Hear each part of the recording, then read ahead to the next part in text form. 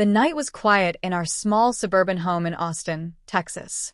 I had gone to bed after a long day of working late hours, cooking dinner, and helping my youngest daughter with her homework. My name is Laura Mitchell, and if there's one thing I've learned as a single mother of 2 children, it's that life rarely gives you a break. My son, Ethan, is 16, while my daughter, Grace, is just 9.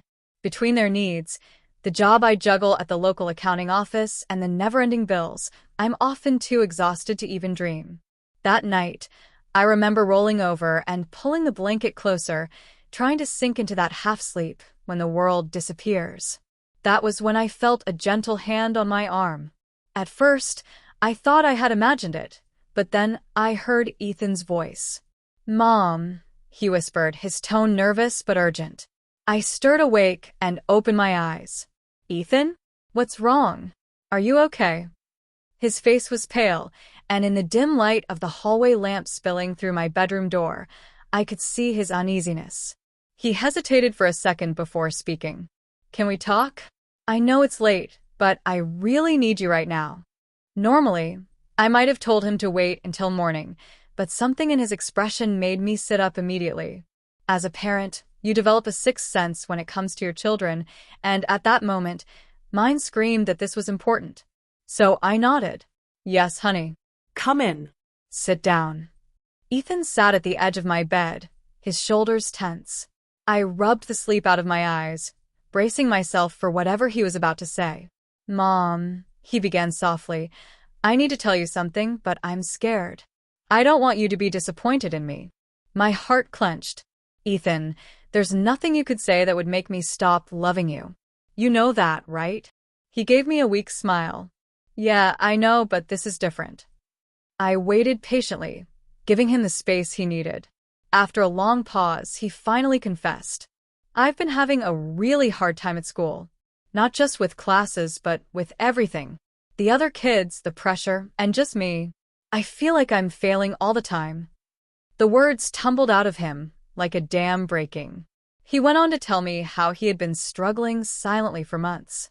His grades had slipped, his friendships had soured, and he felt an overwhelming sense of isolation. He admitted to staying awake most nights, staring at the ceiling, wondering if he was enough. Tears welled in his eyes as he confessed that he had kept it all inside because he didn't want to burden me. Hearing my son, my sweet boy, lay bare his heart like that broke something inside me. I had been so busy working, so consumed with providing, that I hadn't noticed the storm brewing within him. I reached out and held his hand. "Ethan, thank you for trusting me enough to wake me up tonight. I know it wasn't easy, but you don't ever have to go through this alone.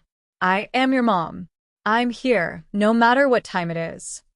His tears spilled over, and in that moment, he wasn't a 16-year-old trying to act tough and independent. He was my little boy again, the same child who used to run into my arms after scraping his knee on the playground. I pulled him into a hug, and he clung to me tightly. "Mom, I just feel like I'm not good enough. Like I'll never live up to anything." Those words pierced me, and I realized he had been carrying this weight quietly, drowning in expectations he thought he couldn't meet. I whispered back, "Ethan, you are more than enough. You are smart, kind, and brave. You don't need to be perfect, you just need to be you.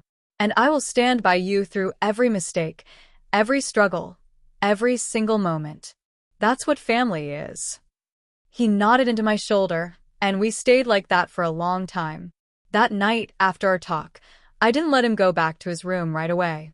We sat together in the living room with a blanket wrapped around us, sipping on warm cocoa I quickly made. He opened up more about the pressure of sports, about classmates who teased him, about the overwhelming stress of thinking about his future when he was barely figuring out who he was in the present. I listened to every word. I didn't lecture. I didn't scold. I simply said yes to being there. Yes to his fears. Yes to his pain. Yes to his truth. And most importantly, yes to helping him carry the weight. From that night forward, things began to change. The next morning, I called the school and arranged to meet with his counselor. I wanted him to have not just my support, but also the resources he needed to manage the pressures of high school. Ethan was hesitant at first, but I reminded him that asking for help wasn't weakness, it was strength. Over time, with the counselor's guidance, Ethan began to open up more about his struggles.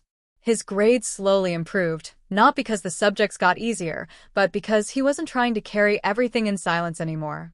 He also found a support group at school, other teens who understood what it felt like to be overwhelmed. At home, I made changes too. I set aside at least one evening a week where we didn't talk about school, work, or stress. We would just cook dinner together, play board games, or watch a movie. Grace joined in, and those nights became something sacred for us, a reminder that no matter how chaotic the outside world became, our home was a place of love, safety, and acceptance. Months later, Ethan stood before me with a genuine smile, one I hadn't seen in so long. "Mom," he said, "thank you for saying yes that night. I don't know what I would have done if you hadn't listened." Tears filled my eyes, and I hugged him again. "Sweetheart, I will always say yes when it comes to you. Always." That night changed not only Ethan's life, but mine as well. It reminded me that as parents, sometimes the most powerful thing we can do is stop, listen, and be present. Not with solutions or judgments, but with love. Because love, at the end of the day, is what saves us all.